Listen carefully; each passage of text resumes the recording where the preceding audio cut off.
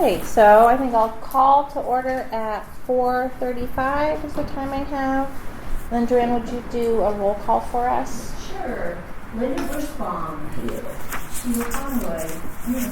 Hallie Cordova. Here. Catherine Cox. Here. Michael Gallifrey. Here. Tom Kurtz. Here. Bob Lee. Here. And absent is Catlin Keenan, and we have quorum.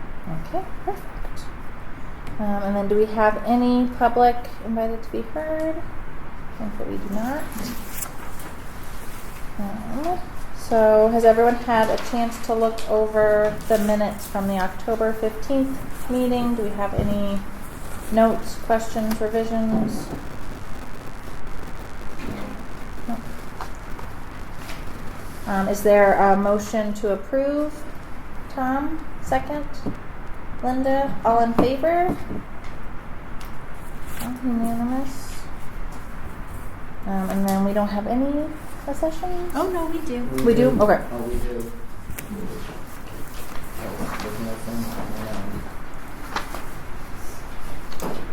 First one's some housekeeping. I found these 7 yearbooks in the archive and they hadn't been processed, so I just want to formally add them to the archive. We don't know when they've come into the museum or who they were from.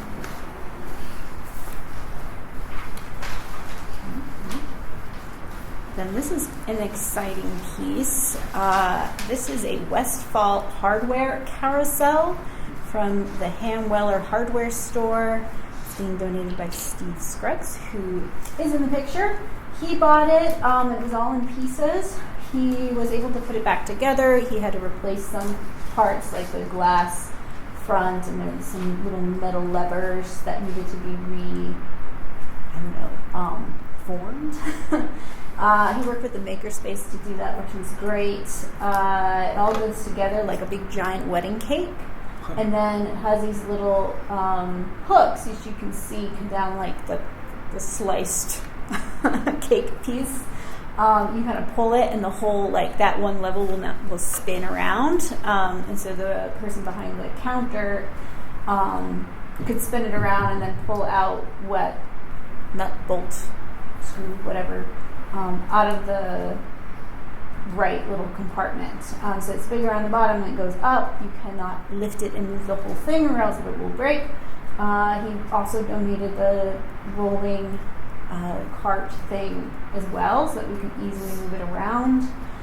It is missing a top, but it's still an impressive piece with good Longmont connection. It's fairly tall and comes up to your waist. So great Longmont provenance.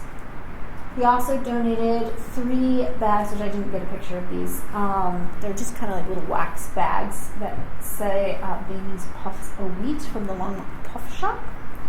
And that was a very, very brief business in 1940 here in Longmont. We didn't have anything like that. And they advertised, there's a cool advertisement. I'm not sure where it was. On the bag is printed 248 Washington Street, which is now East 6th Ave. But in this newspaper ad, it says West 11th Avenue. So, no idea. But it does not seem to have lasted longer than 1 or 2 years. There is also a Great Western Sugar drawstring canvas sack that came with this donation. Let me just ask a question about that. Sure. So I see it says that the thing was patented in 1874. Are there like several of them out there, and this is one of them from a different time, or is this the thing that was patented? It is possible to deep dive on this. I'm sure it was made after 1874. Often patented numbers are much earlier than the actual production. This is a metal one. I guess more, or at least according to Steve, the wooden ones were more frequent, but they don't bring as much at auction. I guess the metal ones are more valuable because they do break really easily. So yeah, and there's one that's like almost as tall as a person. Okay. So this is kind of like the medium-sized one. Okay. So, but like, do we know roughly when this one was from, based on the store, or 1880s maybe? Hamweller was in existence for a long time. Okay. And yeah, opened after the fire in 1879. was in business in various different forms until 1970. Okay. Yeah, probably late 19th, early 20th century. Okay. It doesn't show up in any photos that we have of Hamweller.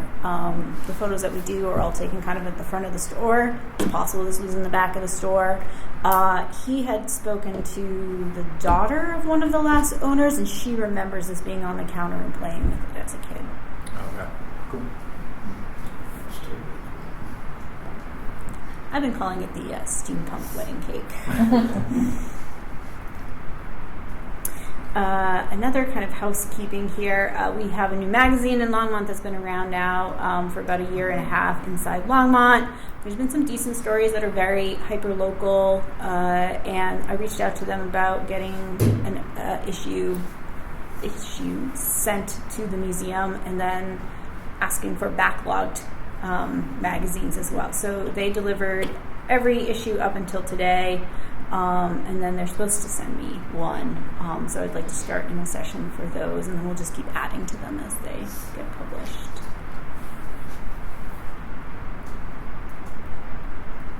And then, does anyone have any other questions about these? We're going to vote on these now, I think, and then we're going to go to a more complicated potential donations. I move to accept the sessions as presented. Do you have a second? Sheila, all in favor? Unanimous? Just going with, of course I'm voting yes. All right, so we had a woman named Victoria Finch come in with 2 photographs of Frida Kahlo taken by Nicholas Moray, who was one of her friends, lover, close confidant. He photographed her quite a few times. These photographs are gelatin silver prints made from negatives from the photographer's archive. She did buy them at a art gallery in Texas. She gave me all of the information regarding their purchase and their appraisal. She thought that these would be appropriate at the Longmont Museum because of what we've done with Day of the Dead and then Day of the Dead's connection with Mexican heritage. She's been coming to Day of the Dead since its beginning. She is not a Longmonter. I believe she's in Boulder. And so that was her rationale for donating these here. They're not too big. They're maybe 16 by 20 or so. And then the square one is maybe 16 by 16. They do come with lots of information on the back, particularly the one on the left, which is, it's actually the 2 Fridas, including a photocopy of one of his letters to her. There's some details of that, about how they were printed and the edition. Where's my next slide? I have more here. A little information about Nicholas Murray. So it's not something we would normally take because there's not a direct connection to Longmont. She didn't even know that we were going to do a Frida Kahlo show. She had no idea. As far as we know, these are not photographs that are part of that traveling rental show that we'll be having in 2026. Of course, we add them to the collection, then we are the caretakers for them. They would take up room in storage. We would probably have to think of other ways that we could exhibit them. She suggested, during Day of the Dead, this could be something that could be exhibited temporarily. So yes, it's not something, normally our collections policy is more really only collecting things that are truly hyper-local. But in this case, we wanted to bring it to you. Yes, we'd like to know your opinion. Because it's kind of an ancient festival. Yeah. Since it doesn't quite fit our policy, I'm sure there's probably a bazillion things you have out there in that storeroom. I'm sure there are some things that don't fit the policy, probably a few things. But More than a Mike, few. would she be opposed, if we took them, but then auctioned them off during that exhibit? That's kind of what I was saying, like, fundraiser? temporarily and then give it somewhere else after. What she has said is she has another photography museum, I think, in Texas. In Texas. She's from That, Dallas. if we decide it's not a good fit for the museum's collection, she would approach that museum and feels like they would probably take it because it's a little more their mission being a photography museum. This is more complicated, but could we take it could we arrange with all three of us that we take it during the Frida Kahlo exhibit, and then once that is done, we go and give it to the Texas Museum?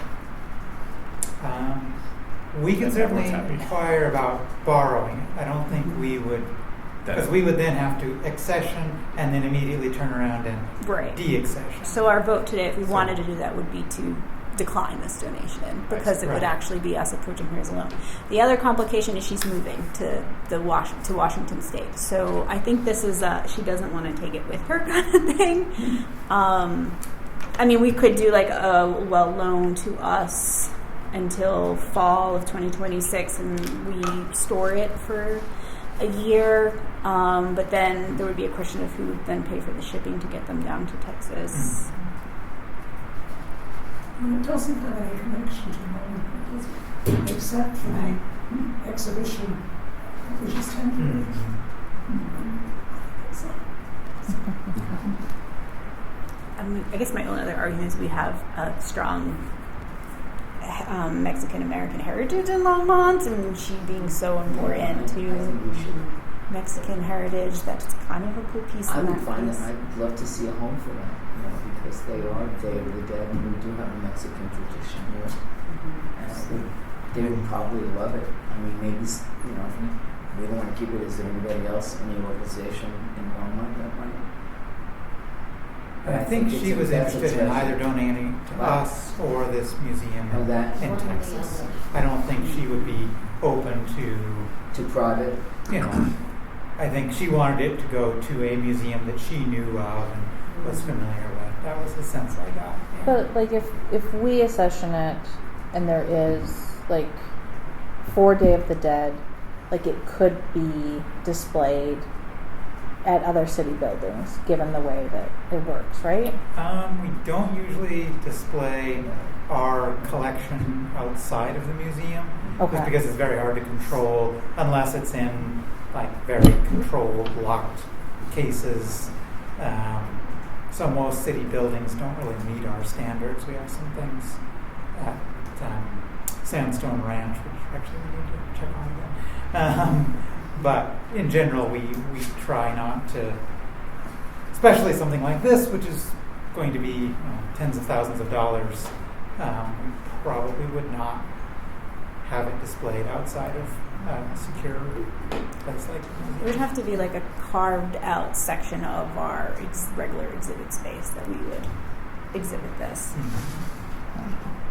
Are we, I'm not actually suggesting we action on what I'm about to say, but are we bound by the donor's wishes once we accession something? Or? Not I mean, I legally, but I would say ethically, That's if what we I are mean. taking it with the intention of only keeping it a short time, at a minimum, we would need to let her know. Okay, that makes sense. That's what we would do. Does the museum have interest in displaying these while we have the exhibit? Like, is that something that? I mean, we did do something similar with the Picasso exhibit where we had the edition ceramics, and those were a loan from a private collection. This is a little different in that, like, the Frida exhibit is very specifically, photos from her personal photo album, and so these are not that, and so it's kind of, we need to again sort of have, and we have these two other photos. So we haven't really talked too much about whether it makes sense in that exhibit. Does she have any photographs of him? So, of Nicholas Murray? Yeah. She might. I'm trying to remember in that checklist if there's any way if that was.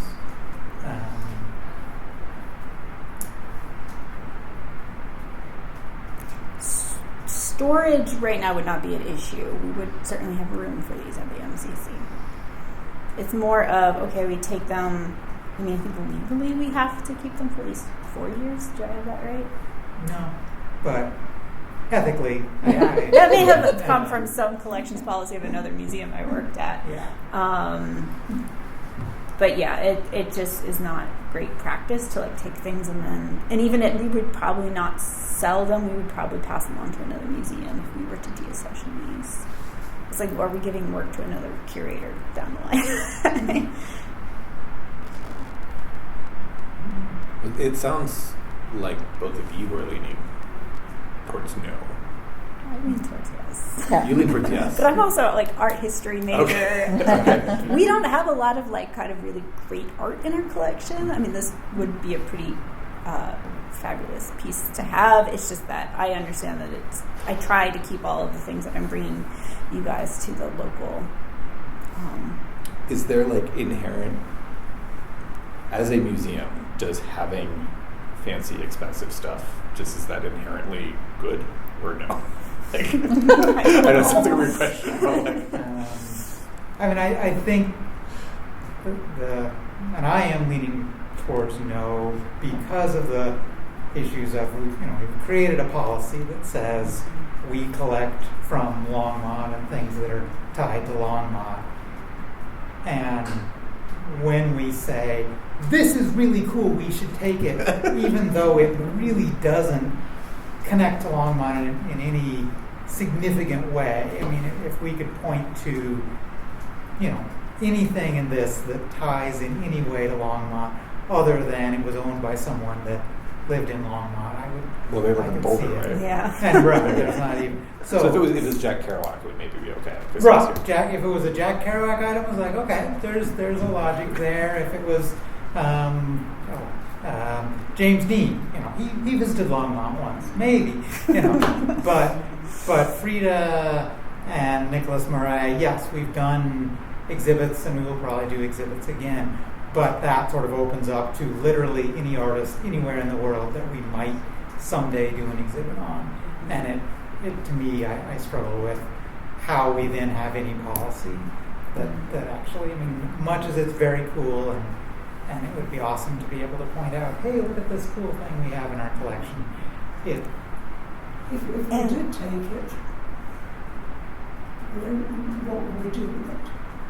I mean, I'm sure would find a way to put it into the Frida show. But after that, it would go into storage until the next time we did a Frida and Diego or something, which surrealist artist. Something. Day of the Dead. I was going to say, yeah. I mean, do you think it has a place in Day of the Dead? No, there's no connection with Day of the Dead in either of these photos. It's not. One of them is Frida with a deer. The other is Frida with a painting. It's just there are deer in Longmont sometimes. That's true. There are deer in Longmont. So yeah, I mean, I just feel like exhibiting it for Day of the Dead is really saying we don't really understand Day of the Dead, and we're doing something Latino that's Latino, and so therefore, isn't it Day of the Dead? It's not. There's her traditional Mexican dress. That was kind of a big part of her personality, was dressing like that. What was I going to say? It's like just what Eric is saying. It's the slippery slope. I've worked at many museums in which it's a really cool thing kind of sometimes affects decisions.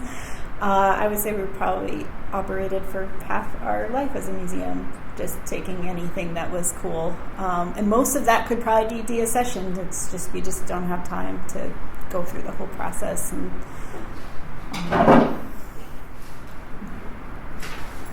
should we just vote, and if half say yes, we do it, and if half say it's like coin toss? That's why we're bringing it to you. We're thinking on this. Ultimately, this is your.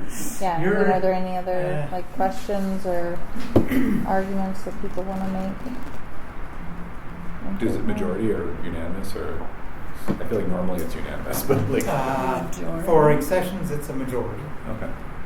So she offered this to us and another museum? I mean, she said if we did not take it, then she would approach the photographic museum in Texas that she's donated other things to. Do we know anything about them? Do they have anything that's in the same genre?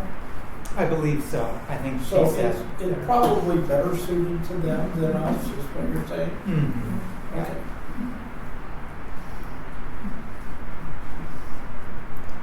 I So can't speak for them and their collection I policy. feel like it's a university art gallery, but I don't remember what the name was.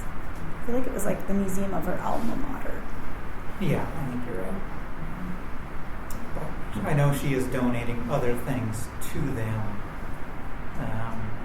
And she said, so I'll be going down there with those things, and I would do this with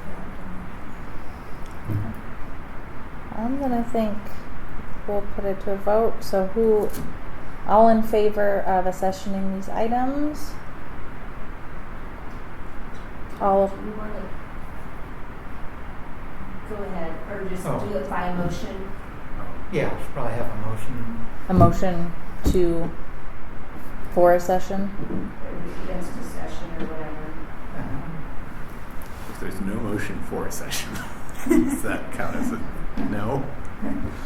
So, I mean, or you could just, if the sense from the committee, from the board is no one is voting for it, then I think we can just take that back to her and say, Yeah. Yeah. board Alright. discussed it, we had a great discussion, and ultimately, the decision was it's not for us. This is the spiciest board meeting we've had yet.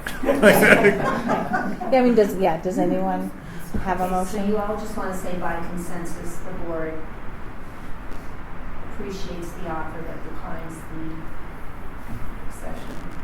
Is that Okay, Yeah. for everyone? great. I like that. Yeah, I think that's Yeah. thank you. All right, I'll call her in a minute.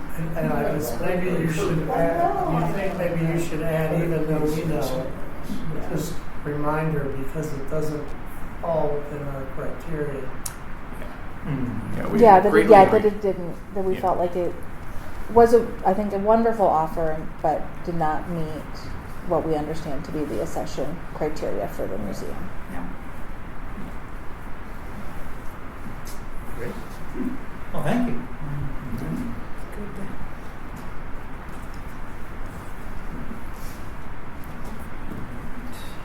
Let's see. Next. So, are you ready for the report from the All director? right. Let's see. Well, before it got dark, I hope folks had a chance to glance over at the construction. We have gone vertical, and steel is pretty much in place now. They're starting to put up studs around the outside wall, so you can start to really see the shape of the building and the angles that it's going to have. So that's exciting.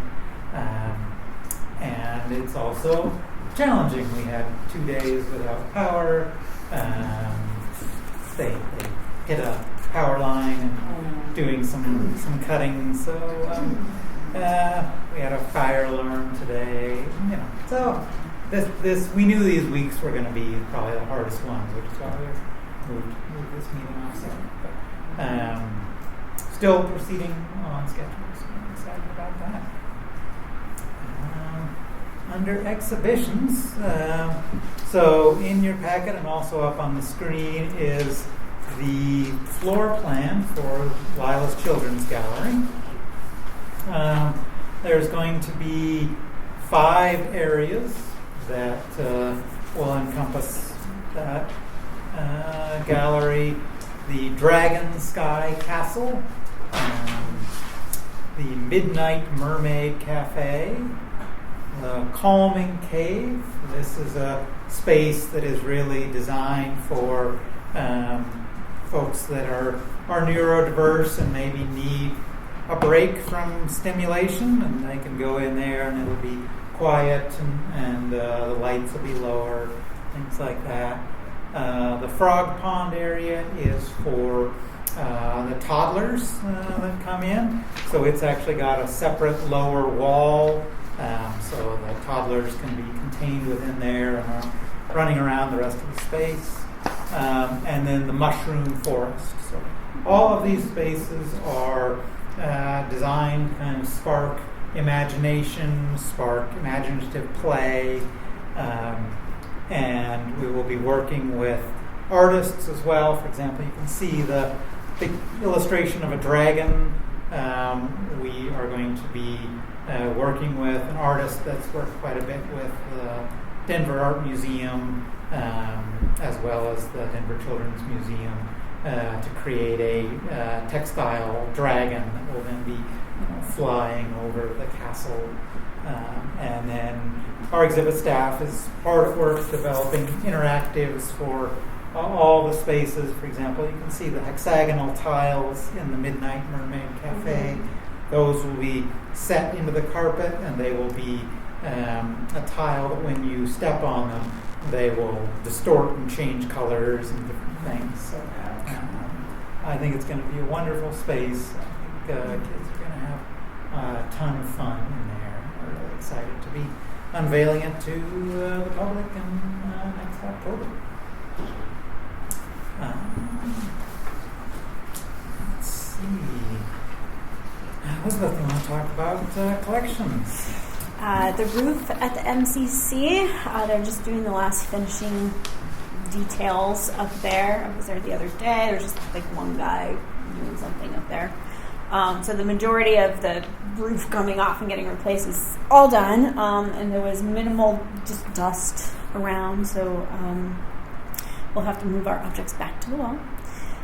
We had a really great fall season. I gave 13 tours. 4 of those were with Dr. Caitlin Keenan, and she was definitely the star of the haunted tours, the more interesting tour guide for sure. She got so many questions, and it really helped that she had spent time overnight in these locations and had first-hand kind of knowledge of kind of being in a space at night with paranormal investigators.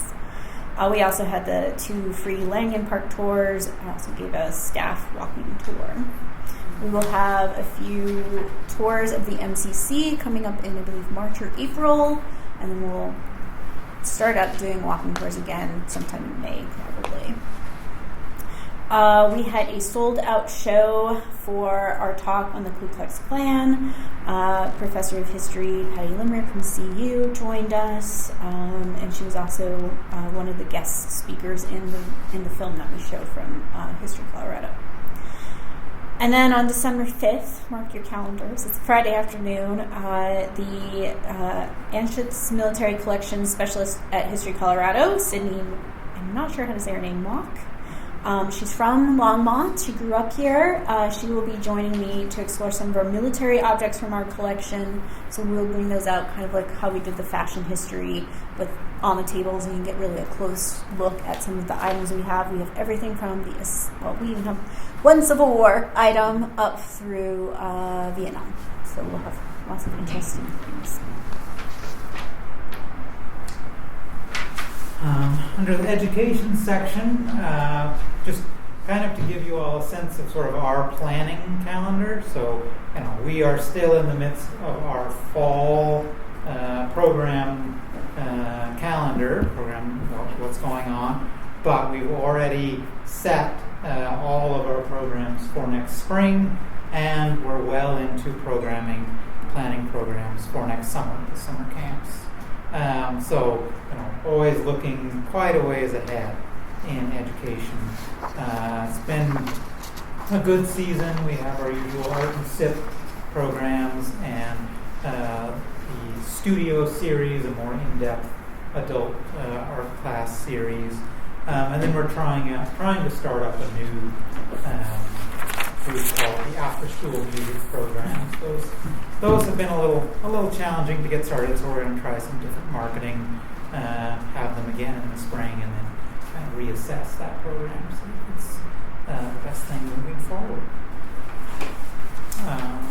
Art in Public Places, there is a project going right now that they will be reviewing and selecting finalists for it tomorrow night's Good Places meeting called Cool Stop. So it is going to be a bus stop, probably around 3rd and Martin Street, that is designed by an artist. So rather than your traditional glass box of a bus stop, it will be a flower or some kind of a much more artistic look. And the hope is that if it's successful, if the project works well, that then we will do other artistic bus stops around town in the future. It's being done in collaboration with the sustainability department, because a lot of these areas where there are no bus stops are very hot, and just having that shade, it's kind of a cooling space and helps the whole area cool off if you want a little more shade. The auditorium, it's been a great fall season. Really had strong programs throughout the fall. We mentioned the KKK that was sold out. We also had several other sold out concerts. We just today received some very sad news. One of our performers for the holiday show, Pernell Steen, who has performed at the museum many times, passed away.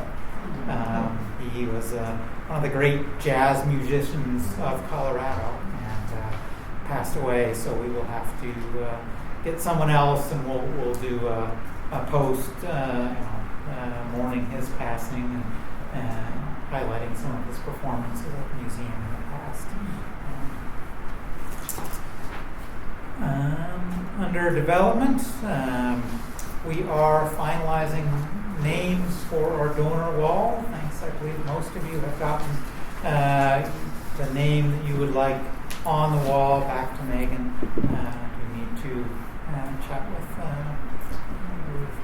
Susie. We need to get your exactly what you want on the donor wall.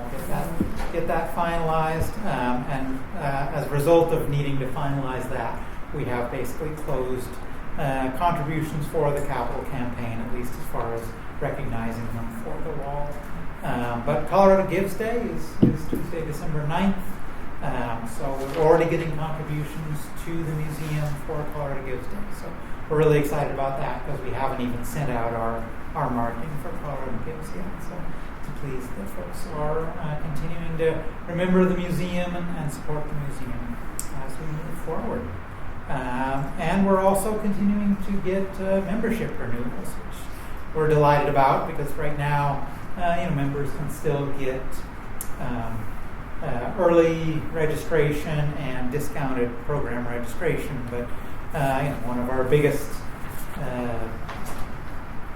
benefits is free admission to the galleries, and that's not a benefit right at the moment. So we'll be doing a big push for membership as we get ready to reopen.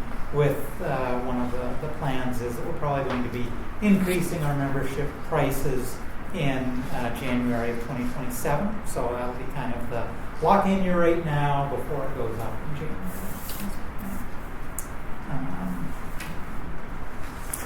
And finally, under marketing, had some great success. The haunted tours were featured on the front page of the Times Call, and the Day of the Dead celebration. I haven't mentioned that.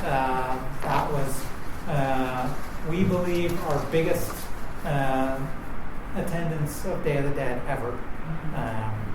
We actually have this cool new software called Placer AI that tracks people's cell phones, and it said we had 3,300 people in the footprint of the festival during the 4 hours that it was in operation. So we're really delighted, and now we're going to compare that to the footprint of the location in previous years, and we'll be able to see how that compares to our numbers from previous years, because it's a different method of counting than we've used in the past.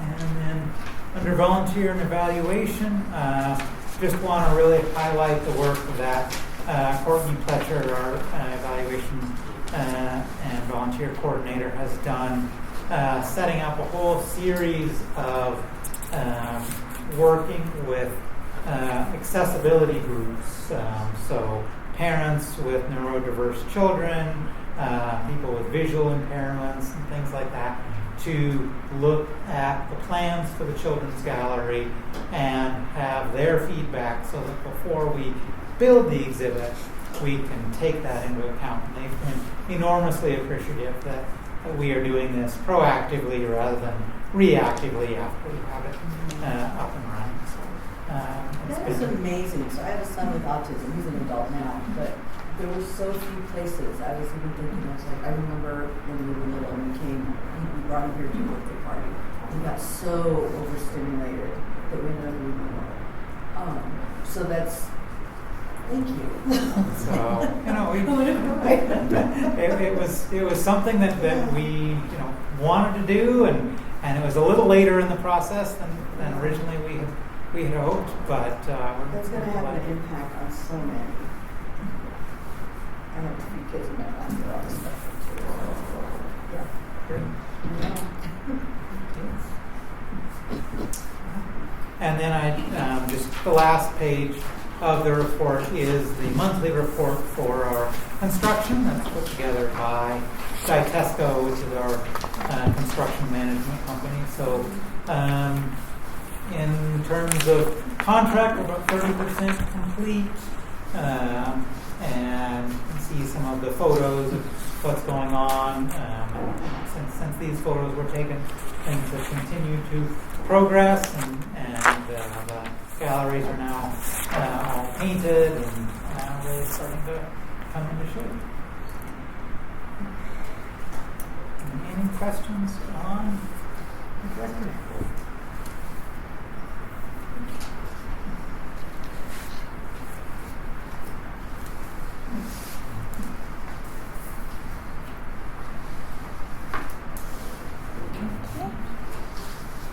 I do not have a report from the chair today.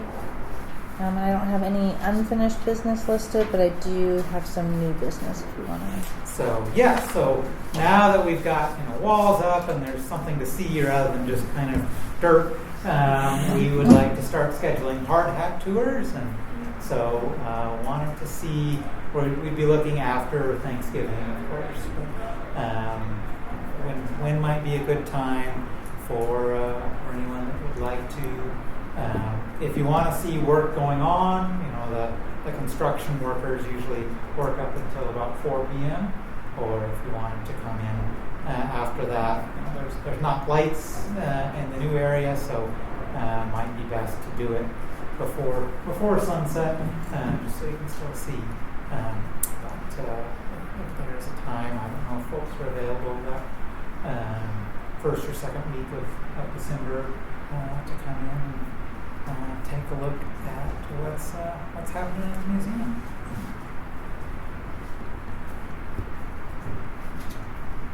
I have some travel the second week, but are you thinking you'll have multiple dates or? Probably would do one right now for the advisory board, just with the logistics of things, but we will later on have additional tours for donors and public and things like that. So you're thinking maybe like 3?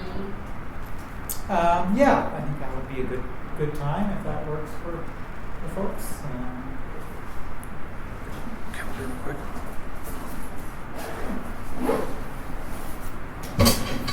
I could do Friday the 5th. Michael, you're out of the pocket the second week? Just from Monday to Thursday, but I'm free probably that Friday. Okay, so maybe this.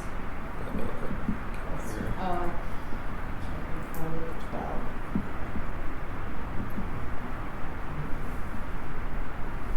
It's going to take me a few minutes to get internet. Yeah, I could do like a Friday, like maybe closer to 2:30. So let's go pick up his bicycle. Okay. So is that Friday the 12th? Yeah, Friday the 12th or the 5th. I don't know whatever availability people have. At what time? 2:30? It's okay for me. I have something in Lafayette until 12:30. on the 12th, but I could be back. I guess 2:30 on the There's going to be a 12th. concert on Oh, Friday, the Friday on Friday afternoon at concert. 2:30. Ah, thank you for having the museum calendar up. I just have it on my calendar because I wanted to go. and that's the 12th or the 5th. That's the 12th. It's the Flatirons. It's the jazz. Jazz. All right. So we should, yes, probably avoid Don't want that. that day. The 5th, we could do that day. How about Thursday the 11th? Is Thursday night? I'll be still traveling. And I have something Yeah, at 2:30. Yeah. So what time are we thinking Friday on the 5th? It would be 2:30 again. Is that 2:30. I imagine I could do that. I can do that. Just double check. Sorry. I can do that. Straight. Friday, December 5th at 2:30. Sounds like works. I will not be here, but we can definitely have another staff member walk you through and show you things.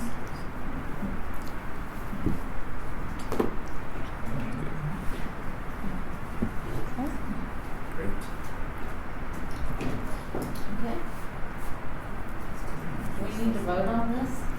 I don't believe we need to vote on it. I guess that's a question. Okay, well, it's Is more it than 3 of us. I guess we would just need to publish it as a.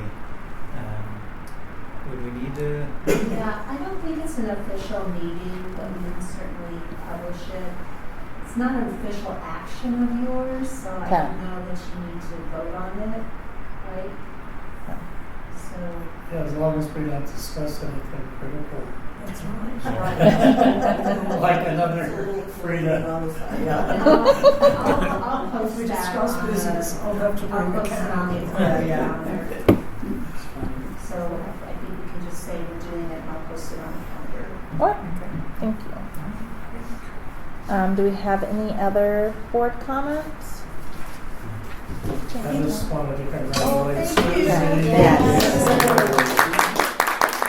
sure how it works when you become mayor, whether you'll still be our liaison or not. No, I think this is gonna be my last meeting. Oh. So that's, gonna yeah, say, there'll be yeah. board appointments. And so I'll sit on the Platte River Power Authority, the Denver Regional Council of Governments. So there'll be other boards that I'll be sitting on. We'll be busy. I'll be busy, yeah. So But no more museum, no more library. I know, so this week was the last week of the library and, yeah. Pop in, say hi. So you have to appoint somebody? You have to appoint or take somebody. Yeah, over? so John, what we'll do, and this is how we typically do this, is we rank our preferences, 1 to 5, and Dawn will look at all, try to give everybody their highest preference. And so she'll come back, and then we kind of iron things out, and it's like, well, I'll swap this with that. I think Sean McCoy and I had flopped. I think he wanted to be on the the Consortium of Cities, and the RCAP. He was assigned to the RCAP, the Resource Conservation Advisory Board. I said, okay, well, I'll pick that up, and then you can. So we did a little flip flop here and there. So yeah, just kind of. Well, I'm we sure put in our everybody will preferences list and the then we iron museum it as their first choice. Oh, yes, So yes. it's going to be very difficult. Well, I mean, so yeah, I'm on Arts and Public Places, the Museum Advisory Board, the Library Advisory Board, Youth Council, and then the Resource Conservation Advisory Board. So it's like everything's around education, culture, and so it's like, yeah, those were my wheelhouse. I mean, I'm on the Latino Advisory Board for Congressman Magoo's, as well as the steering committee for the core needs team. So, but those are just because of my personal expertise and connection that I am on those. So yeah, I'll probably still continue with those two and just transition to others. But, yeah, but when we were having the conversation about the significance of the Chicano community here in Longmont, it's like I'm the first Hispanic person person to be a mayor. Really? Right. Yes, and so it was big with the Latino community, you know, as we get together and reconvene, and you know, the founders of the El Camino, you know, they're good friends of mine. So it's like they were all excited. It was like, oh, you know, because they've been here for generations in Longmont, and so to be able to see that in the long term. That's like a big, like, okay, I can't mess up. I gotta do the job. Yeah. Okay, the pressure's on. So yeah, so no, it's pretty cool. My students are all excited. But do they listen to me? No. Yeah, they're like, yeah. Mayor, whatever. Whatever. I can't, yeah. I'll actually cut to part-time next year. Okay. So I do, because I have a contract, you know, I still have to carry on the rest of this year. But then the following year, I'll cut down to part-time. Okay. Yeah. Yeah, because it'll be good. Yeah, so right now I'll probably just take, you know, a couple of Thursdays off each month for meetings and things to get me through the school year. But yeah, I was surprised. I was not, you know, as I was like meeting with different opponents, I'm like, oh, I think I'm not going to get this. Because I was feeling like, I mean, I had Diane's number, and I, you know, like in case she won, and it was like to congratulate her, and I was like, whoa. So it was, yeah. No, I like to do things behind the scenes, so it's not, for me, it's uncomfortable, but you know, just like I felt like this is how I can make a difference. This is how I can impact and support the community. And yeah, but I do like behind the scenes. I put this roll up our sleeves down and get to work. Because there's a lot. Miss you on. Thank you. Yes. Yeah, but no, actually, anything, like reach out for anything. I know with the Library Advisory Board, when we worked on the lockers to get the lockers to the two locations in North Longmont and East Longmont, and the purpose was to build accessibility for people who don't drive or youth, so they can access educational resources. So yeah, if there's anything that comes your way that I can advocate for or work on, let me know. Yeah. Good luck. Thank you. Thank you. Yeah, you know where to find me. I'm sure you'll please everybody in town. Yeah, we were talking about landing fees on Tuesday, and it was it was a packed house. Wow.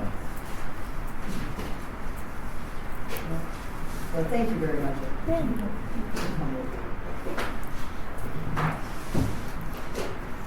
We'll have miss in, you. yeah, we will. I know I've been on this board for a long Yeah, time. we're gonna miss Yes, you. yeah. So I think since I got on council in 2019. Wow. Yeah. So, we got Kim as director. Wow. Well, you'll have to be at the opening, you know that. Yes. Oh, I will be You have to there. be at Yes. the opening, we have to take pictures. And I still do, so like Arts and Public Places, so I'm working with Angela. I'm doing another outreach project. We did it last year at Countryside Village, and we had the paintings on the council chambers. So we're looking to do another one. And we had a painting event at the park over in Landmark Park. Yeah, so I'll continue to do things like that.